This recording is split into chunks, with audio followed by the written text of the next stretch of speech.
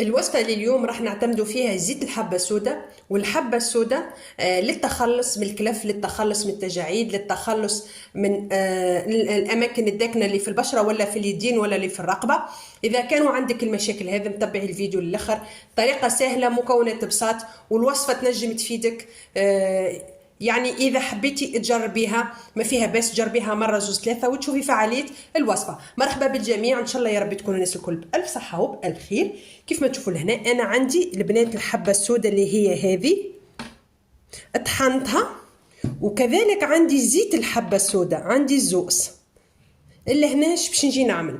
عندي الحبة السوداء مطحونة، عندي زيت حبة السوداء، وعندي لهنا زيت الجوجوبة. لو مش متوفر عندك تنجم تبدليه بزيت اللوز الحلو ولا المر.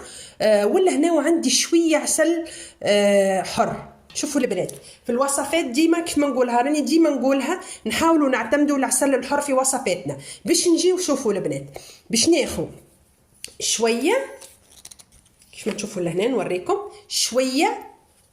ريتو علاش خذيت لهنا الزيت العسل لهنا البنات، العسل خذيت مقدار غرفة قهوة صغيرة لهنا باش نجي بسم الله. شوفوا ونضيف، شوفوا البنات الحبة السوداء ها كمية هذه لهنا. البنات زيت الحبة السوداء من أروع أنواع الزيوت اللي ممكن تجربيها. باش نجي زيت الجوجوبة،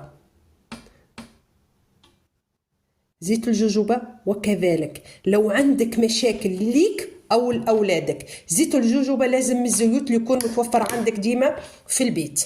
باش نجي لهنا وناخو كمية من المطحون هذا، نجي لهنا بسم الله ونضيفه تدريجيا هكا بسم الله، ونبدأ نضيف تدريجي ونخلط.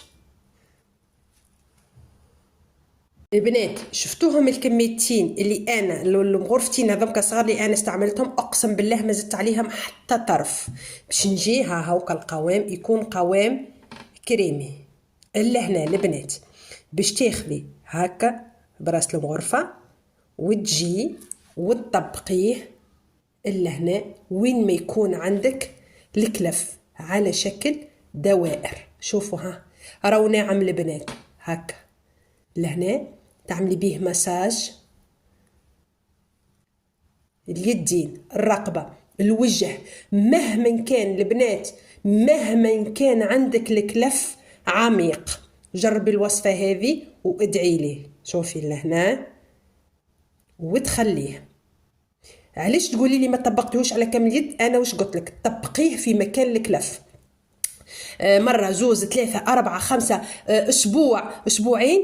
شفتي تشوفي الكلف تنحى، الكلف بفتاح تنحى. تبدي تطبقي الوصفة على كامل الوجه عادي، ولا على الرقبة، على الوجه الرقبة اليدين كامل.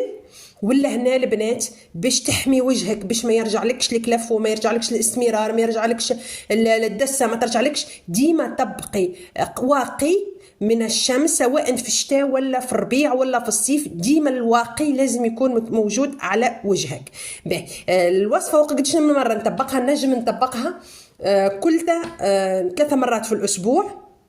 الحاجه اخرى نخليها مده 30 دقيقه، ومن بعد البنات ما نغسلش الوجه، تاخذي تمسحي الوجه فقط. البنات ما نطبقهاش ونغسل الوجه، لا، حاجتي المكونات يبقوا مازالوا منهم مترسبين في البشره، نمسحها ونخليها.